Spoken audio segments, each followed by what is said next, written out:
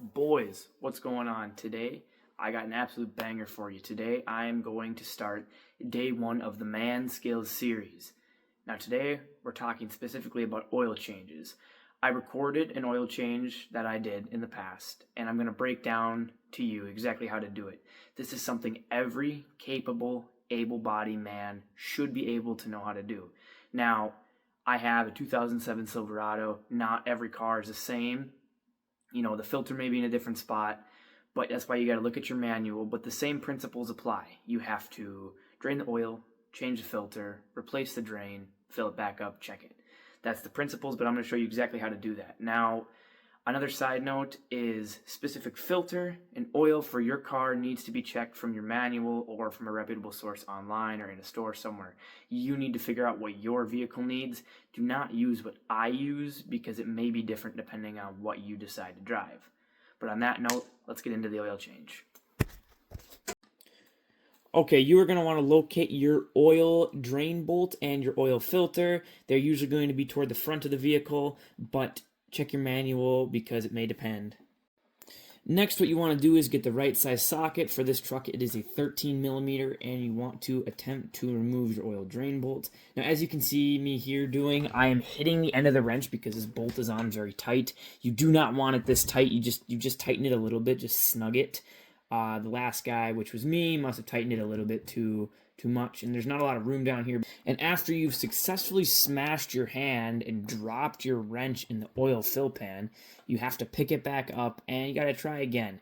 Now, there's not a lot of room under here, so again, do not over tighten this because you are going to have a pain. After you break it loose with the socket, you want to remove the bolt the rest of the way by hand.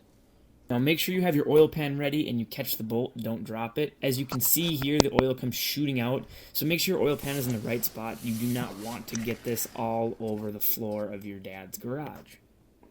After all the oil is drained, re-tighten your drain plug again. Just snug it, do not put it on there. We are not trying to be a tough guy here. Next, you want to locate your oil filter. Now, this one's on the other side of the truck, as you can see it right there. Oil filters should be able to be taken off by your hand, but if someone tightened it too far before you, you are going to need to get a filter wrench. I was able to do this one by hand after a little bit of struggle. As you're going to see here, the oil starts dripping down my hand. You should probably be wearing gloves, but I couldn't find any. And also, you need to have your oil pan right underneath this because as the oil starts dripping, again, you do not want to get this on your dad's garage floor.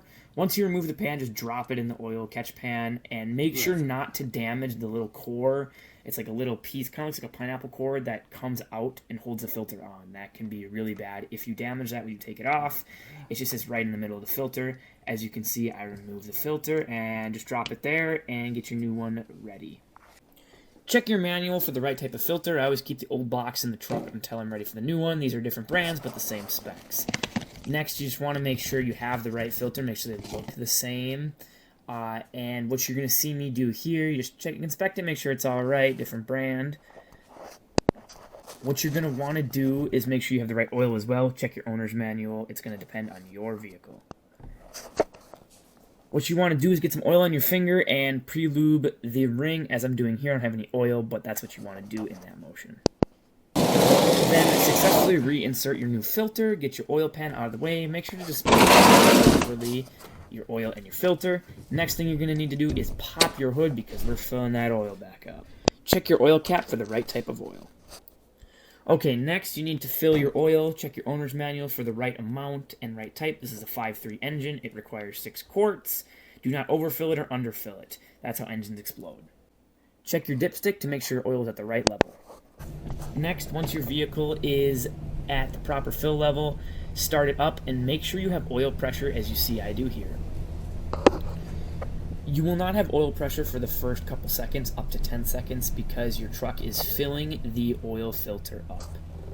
Then what you can do is you can reset your truck's trip miles. Now, as you can see, mine are at 2,000. That was because it was accidentally bumped about 1,000 in. So you should change your oil about every 3,000 miles, but this is going to depend on the kind of vehicle you drive.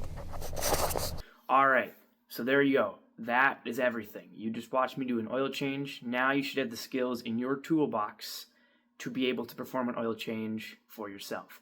This is something everybody should know how to do. Now, I'm specifically talking to the men, but this is also a skill women should probably know how to do. But this is man-focused. This is just day one. I have many skills and many videos to come that I want to break down for you guys to show you exactly different things that every man should be able to do. Now, this is not to shame you. It's nothing like that. If you don't know how to do these things, that's totally fine. That's why I'm making this video, so you can watch this. You can watch the series, what's coming up, to help you learn these things, to help you know what to do in case you ever need to do them, and to help you become a more capable, able-bodied man for the people in your life. That's why I'm doing it. It's not to shame you. It's nothing like that. If you don't know how to do these things, no problem. Watch the video and learn, and get out there and try it, because you may not need them now, but there may be a time in the future with some of the stuff that I'm going to talk about in the next videos to come where you need to know how to do these things. And if you don't know how to do these things, you could be in a real world of hurt. So with that being said, thank you guys very much for watching. Let me know what you want to see, specifically the man skills stuff. If there are things you kind of want me to go over that you think I should cover in terms of things men should know how to do, let me know. I may not know how to do all of them, but I am pretty well versed in a lot of different things. So with that being said, thank you guys for watching, and we'll catch you in the next one. Peace.